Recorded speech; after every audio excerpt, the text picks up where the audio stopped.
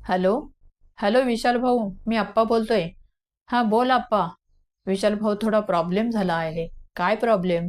काय झाले आप्पा? अहो, साहेब आणि मॅडम घरात नाहीत. त्यांचे फोनही बंद आहेत. बंगल्याचं गेट आणि मेन गेट दोन्ही उघडेच आहेत. मी सकाळी उठल्यापासून म्हणजे 6 वाजेपासून बघतोय, पण कोणच दिसत नाहीत. आता कामवाल्या मावशी आल्या, त्या घरात गेल्यावर त्यांना घरचं सर्व सामान अस्तव्यस्त झाल्याचं दिसलं. कपाटं उघडी दिसली आणि घरात कोणच नाही. म्हणून त्या माझ्याकडे धावत आल्या आणि सांगितलं. मला काळजी वाटायला लागली आहे भाऊ. मोठे साहेब आणि मॅडम व्यवस्थित तर असतील ना? या अगोदर असं काहीच झालं नव्हतं. काय करावं काहीच कळत नाही. कोण आहेत हे विशाल भाऊ आणि आप्पा? आणि ते कुणाबद्दल बोलत आहेत? काय झाले आहे? चला तर मग पुढे पाहू. मोठे साहेब म्हणजे अमरीश सावंत आणि त्यांच्या पत्नी अपूर्वा, म्हणजे मॅडम मालकीनबाई.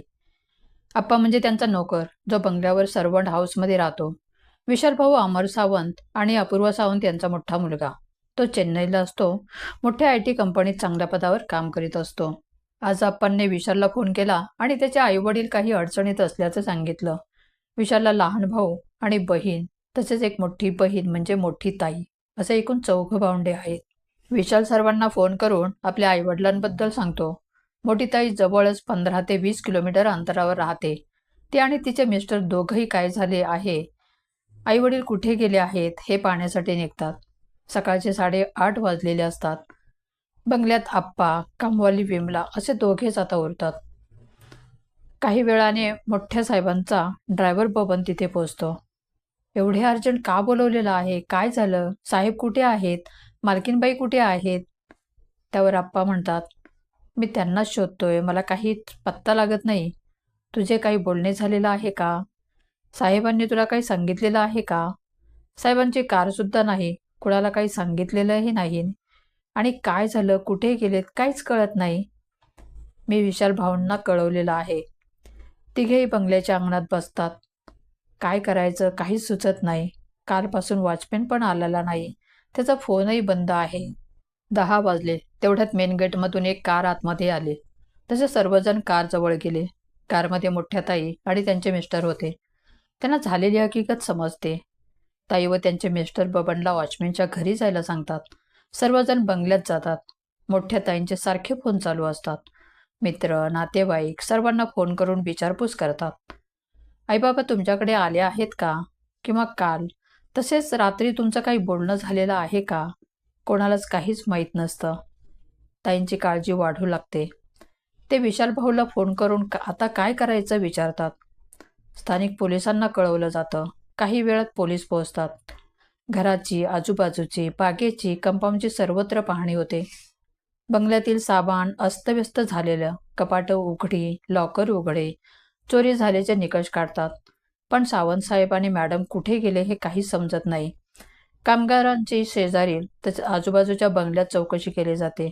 पण सावंत नवरा बायकोचा काहीच तपास लागत नाही. हळूहळू मित्र, नातेवाईक, सहकारी मंडळी जमू लागतात. बंगल्याच्या आत प्रवेश बंद केला जातो.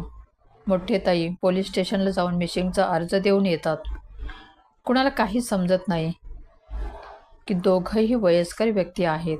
कुणाला फोन नाही, कुणाला काहीच माहिती नाही. आणि हे लोक गेले तरी कुठे? बंगल्याच्या आतील परिस्थितीवरून चोरी आणि काही घातपात असल्याचं संकेत मिळतात. सकाळची दुपार होते. दुपारची संध्याकाळ. FIR नोंदवली जाते आणि सविस्तर पोलीस तपास सुरू होतो. रात्री बंगल्यामध्ये मिस्टर आणि मिसेस सावंत व्यतिरिक्त कोणी आले होते का? नोकर आप्पा एकटाच सर्वंट हाऊसमध्ये होता. त्याला काहीच माहिती नाही. म्हणजे रात्री तो झोपेत असतानाच बाहेरून कोणीतरी आलेले असावेत. रात्री जर त्यांना अर्जंट काही कामासाठी बाहेर जायचे होते तर त्यांनी कमीत कमी आप्पाला तरी इन्फॉर्म केलं असतं. म्हणजे त्यांना कोणीतरी बाहेर घेऊन गेले आहे, किंवा ते स्वतः बाहेर गेले नाहीत, तर कोणीतरी तिसरा व्यक्ती बंगल्यामध्ये आला आहे. आणि विशेष म्हणजे नेहमी चालू असलेले CCTV कॅमेरे सुद्धा बंद आहेत. आप्पाची चौकशी सुरू होते. काल दिवसभर काय झालं, संध्याकाळी काय झालं आणि रात्री काय झालं. सावंत साहेबांचा काल सकाळचा चहा नाश्ता, नंतरचं दुपारचं जेवण करून बाहेर पडले. पण बाहेर पडण्यापूर्वी त्यांच्याकडे एक बॅग घेऊन काही इसम आले होते. ते जवळपास 1 तास घरात असतील. त्यानंतर ते गेले. पाठोपाठ साहेबही बाहेर पडले. मालकीनबाई एकट्याच घरी होत्या. नेहमीप्रमाणे सकाळी 9 ते 9:30च्या दरम्यान ड्रायव्हर आलेला होता. दुपारी तो साहेबांबरोबर बाहेर गेला. रात्री 9-10च्या दरम्यान साहेबांना त्याने घरी सोडलं. गाडी पार्क केली आणि तो त्याची गाडी घेऊन घरी गेला. फक्त साहेबांनी जाताना त्याला पिशवीत काहीतरी दिले होते. काल साहेबांचा आवाज थोडा मोठा होता, म्हणजे त्यांनी ड्रिंक केले असावं. काल सावंत साहेबांनी बबनला एक दारूची बॉटल दिली होती व त्यांनी स्वतःसाठीही आणलेली होती. रात्री 11-11:30ला सर्वजण झोपलेले होते. रात्रीपर्यंत सर्व काही नॉर्मल होतं, पण सकाळी चित्र बदललेलं होतं. रात्रीचा वॉचमॅन आलेला नव्हता. तो नेहमी दारू पितो. बहुधा पगार झाल्यानंतर त्याचे 2-3 सुट्ट्या होतच असतात. तसंच कालही तो आला होता, पण घरी थोडे काम आहे असं सांगून गेला. तो परत आलाच नाही. बहुतेक रात्री जास्त दारू प्यायला असावा, कारण सकाळी जेव्हा ड्रायव्हर बबन त्याच्या घरी गेला होता तेव्हा तो झोपलेला होता आणि नशेतच होता. सारखा दारू पिऊन कामाला दांड्या मारतो म्हणून त्याची बायको त्याला शिव्या देत होती. पोलीस तपासाचा वेग वाढला. फॉरेन्सिक टीम बोलावली. मोबाईल नंबर ट्रेस केले. फोन कॉल हिस्ट्री मागवली गेली. संशयितांच्या चौकशी सुरू होत्या. फॉरेन्सिकचा रिपोर्ट आला. फिंगरप्रिंट काही लोकांशी मॅच झाले, परंतु ते घरच्या मंडळी आणि कामगारांचे निघाले. पण अजून 3 लोकांचे फिंगरप्रिंट सापडलेले होते आणि ते कोणाशी मिळत नव्हते. पोलिसांचा संशय काल दुपारी आलेल्या 2 व्यक्तींवर गेला. त्यांचे ठसे मॅच झाले. त्यांची चौकशी झाली. समजले की ते मोठ्या साहेबांच्या एका जमिनीचे खरीददार आहेत. काल ते सावंत साहेबांना ठरलेली रक्कम देण्यासाठी, म्हणजे 40 लाख रुपये कॅश देण्यासाठी व परचेस ॲग्रीमेंटवरती सह्या घेण्यासाठी आले होते. आता एक व्यक्तीचे ठसे कोणाचे हा प्रश्न होता. काही केल्या ते ठसे कोणाशीही मॅच होत नव्हते. तपास सुरूच होता, पण मिस्टर आणि मिसेस सावंत यांचा काहीच पत्ता लागत नव्हता. 40 लाख रुपये आणि तेही कॅश. सर्वजण अवाक झाले. घरात एवढी मोठी कॅश आणि घरात 2च वयस्कर व्यक्ती. बंगल्याच्या पंचनाम्यात एकही दागिना किंवा कॅश 40 लाख रुपये सापडले नाहीत. आता मात्र चोरी आणि घातपाताचा संशय वाढू लागला. सर्वांना सावंत साहेब आणि त्यांच्या पत्नीची अधिकच काळजी वाटू लागली. पोलीस अधिक सतर्क झाले. त्यांनी तपासासंबंधी सर्व व्यक्तींना कोणीही कुठेही बाहेरगावी जायचं नाही, बोलावलं की लगेच पोलीस स्टेशनला यायचं अशी ताकीद दिली. पोलिसांनी आपला ताफा आता सायबर टीमकडे वळवला, पण सायबर टीमने तर धक्काच दिला. सावंत नवरा बायकोचं दोन्ही नंबर रात्री 1:30 वाजेपासून स्विच ऑफ आहेत आणि त्याचे लास्ट लोकेशन त्यांच्या घराचेच, म्हणजे राहत्या बंगल्याचे आहे.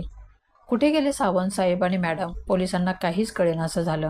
हे दोघे गायब आहेत, पण त्यांच्याबरोबर त्यांची इनोव्हा कारसुद्धा गायब आहे. आसपास कुठे ॲक्सिडेंट झाला आहे का ते तपासले, पण इनोव्हा कारचा संदर्भ मिळेना. कारचा नंबर आसपासच्या सर्व पोलीस स्टेशनला कळवला. इनोव्हा गाडी आणि नंबरची माहिती इतर पोलीस स्टेशनला तसेच खबरी नेटवर्कमध्ये पोहोचली. काही तासात कार सापडली, पण कारमध्ये कोणीच नव्हतं. काही रक्ताचे अंश दिसले. संपूर्ण कारची फॉरेन्सिक टीमने न्याहाळणी केली. काही फुटमार्क, रक्ताचे, कपड्यांचे अंश सापडले. यावरून अपराधी सापडणे अवघड होते. पण इन्व्हेस्टिगेशन सुरूच होतं. अमरजित सावंतांची 4ही मुले काळजीत, टेन्शनमध्ये होती. 24 तास झाले. आईवडील कुठे गेले आहेत? त्यांचे काही बरे वाईट तर झाले नाही ना, याची त्यांना चिंता सतावू लागली. प्रत्येकजण आपापल्या परीने आईवडिलांचा शोध घेऊ लागले. 2 जावई, 2 मुले, 6 जणांच्या तोंडचे पाणी पळालेलं होतं. पोलीस तपासाचा दुसरा दिवस उजाडला. जवळपासच्या फॉरेस्ट एरियामध्ये एका व्यक्तीचा मृतदेह अर्धवट जळालेल्या स्थितीत आढळला. स्थानिक लोकांनी पोलिसांना कळवलं. तेच हे जंगल जिथे काही अंतरावर सावंत साहेबांची कार झुडपामध्ये सापडली होती. तो मृतदेह एका पुरुषाचा होता.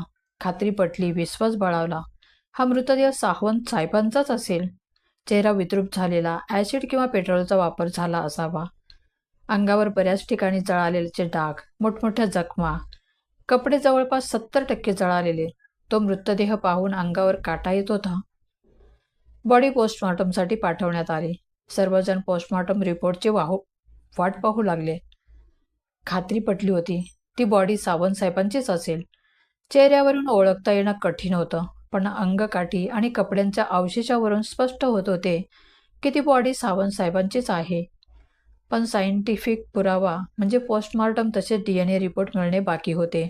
सापडलेली बॉडी सावंत साहेबांचीच असेल, पण सावंत मॅडमचा सुगावा लागणे बाकी होते. ते जिवंत आहेत का त्यांचेही काही बरे वाईट झाले आहे? अपराधी कोण? त्यांचा शोध अजून बाकी आहे. पैशांची व दागिन्यांची चोरी होणे, घरचा CCTV बंद असणे म्हणजे हे काम एखाद्या माहितगार व्यक्तीचेच असावे. तो एखादा घरचा व्यक्ती, कामगार किंवा अगदी जवळचाच असणार. या निकषावर पोलीस तपास पोहोचतो. पुढील तपास मोहीम सुरू होते. उर्वरित भाग 2 मध्ये नक्की बघा. व्हिडिओ आवडला असेल तर लाईक करा. चॅनलवर नवीन असाल तर सबस्क्राईब करायला विसरू नका. धन्यवाद.